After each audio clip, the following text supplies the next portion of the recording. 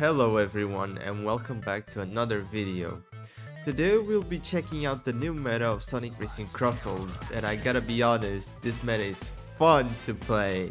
But before we move on, I have to say that Proto Man is my new main. Jet will always be my favorite, but for now Proto Man is my new main along with this build that I'm gonna show you now. The new meta build uses the new Ring Engine and Hyper Ring Engine gadgets, and Perfect Charge Bounty and Level 2 Quick Charge gadgets. So this build pretty much revolves around you getting rings from Perfect Charge Bounty. Moving to explaining the gadgets, the first gadget I'm gonna talk about is Ring Engine. Ring Engine gives you a plus 3 flat speed along with a plus 12 to all stats, as long as you hold a ring, but beware of your rings because you will lose 1 ring per second.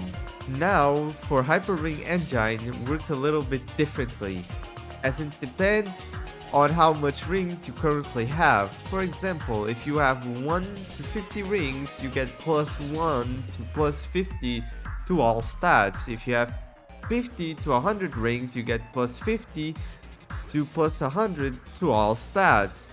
But it also has the same drawback as is losing 1 ring per second. Now these two gadgets stack together, and I'm gonna explain why they're so good together. First of all, you get a plus 12 flat speed with both gadgets combined. You get the max stats around 25 rings, but you lose 2 rings per second or 1 ring per 0.5 seconds.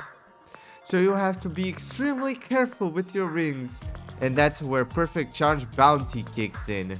Perfect Charge Bounty is a gadget that gives you rings for perfect charging any level. With this gadget, perfect charging gets you 3 rings on level 1 perfect charge, 6 rings on level 2 perfect charge, and 9 rings on level 3 perfect charge, and 12 rings on level 4 perfect charge, but let's be honest, you're only getting this on Drift Frenzy. And we pair level 2 quick charge to consistently get 6 rings. How to play with this build, you ask? You pretty much need to be very aware of your rings and keep getting level 2 perfect charges in order to get 6 rings all the time at the start of the race or when your ring count is low. Once you have a stable ring count around 25-ish rings, I'd say, you can go for level 3s, but I normally go for level 2s until I have a very stable amount of rings, because you always want to have rings. You also want to get a level 3 perfect charges to get 9 rings on turns that allow you to get a level 3 charge in order to maximize ring gain. As in terms of character / machine types, you can really play with anything.